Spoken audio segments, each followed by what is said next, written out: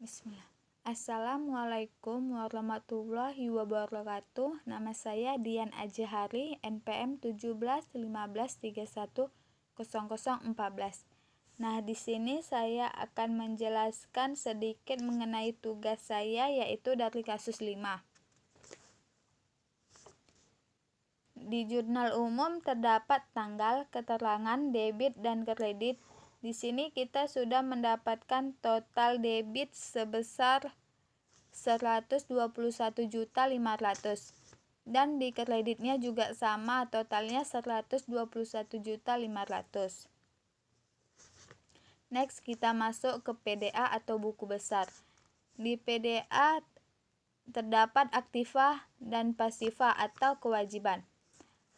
Aktivanya ada kas, supply, piutang, peralatan, mobil, dan gedung. Sedangkan di kewajibannya ada utang usaha dan modal. Di sini kita sudah mendapatkan nilai atau jumlah akhir periode kas, yaitu sebesar 9.500.000, supply 630.000, piutang 2 juta, peralatan 6.500.000, mobil 65 juta, dan gedung 35 juta. Sedangkan di kewajiban ada utang usaha yaitu 570.000 dan modal 100 juta. Next, kita masuk ke laporan laba rugi. Di laba rugi terdapat pendapatan yaitu sebesar 9.100.000 dan beban reparasi, beban pemeliharaan, beban kebersihan, beban listrik, air dan telepon, beban gaji, beban supply. Maka total beban 3.350.000. Pendapatan ditambah dengan beban, maka hasilnya terdapatlah laba yaitu sebesar 12.450.000. Kenapa dibilang laba? Karena pendapatan lebih besar daripada total beban, maka hasilnya laba.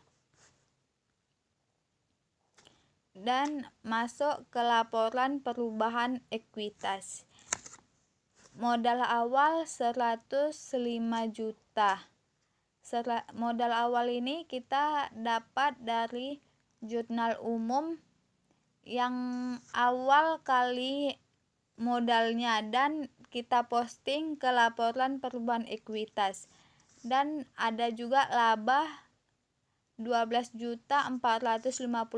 Laba ini kita dapat dari jurnal sebelumnya, yaitu laporan laba rugi.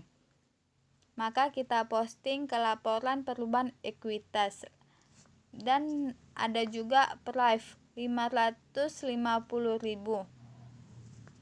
Maka dijumlahin dapatlah rumusan modal 11.900.000, totalnya 93.100.000.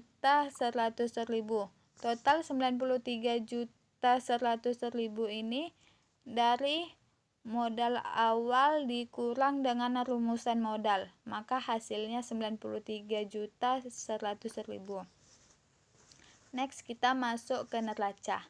Di neraca ada aktiva dan pasiva atau kewajiban. Di sini ada kas, di sini aktiva ada kas 9.500.000, supply 630.000, piutang 2 juta, peralatan 6.500.000, mobil 55 juta, gedung 35 juta. Total aktiva 102.780.000. Di kewajiban juga ada utang usaha 570.000, modal 100.000, maka total kewajiban 100.570.000. Di neraca ini kita dapatnya dari buku besar atau PDA. Di situ kita tadi kan sudah mendapatkan jumlah akhir periode, lalu kita posting ke neraca, maka neraca hasilnya, maka dapatlah hasil neraca seperti ini. Dan masuk ke metode langsung. Aktiva operasi. Kas diterima dari pendapatan 7.100.000. 7.100.000 ini dapatnya dari jurnal umum. Kita jumlahin yang ada akun pendapatan dan kas.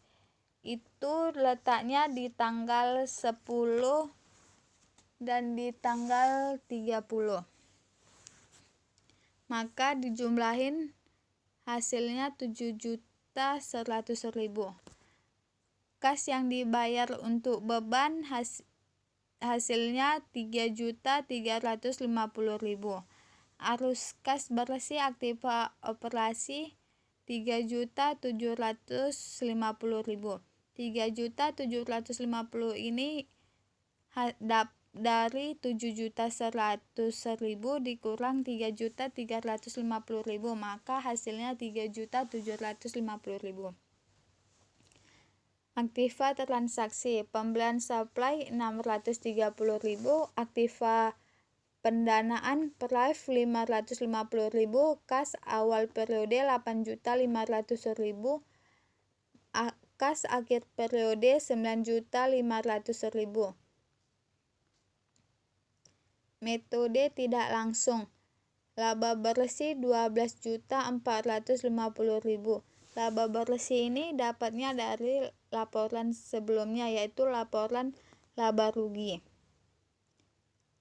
Arus kas bersih aktiva operasi 550.000, aktivitas investasi pembelian supply 630.000, aktiva pendapatan ada Prive 550.000, kas awal periode 8.500.000, maka kas akhir periode 9.500.000.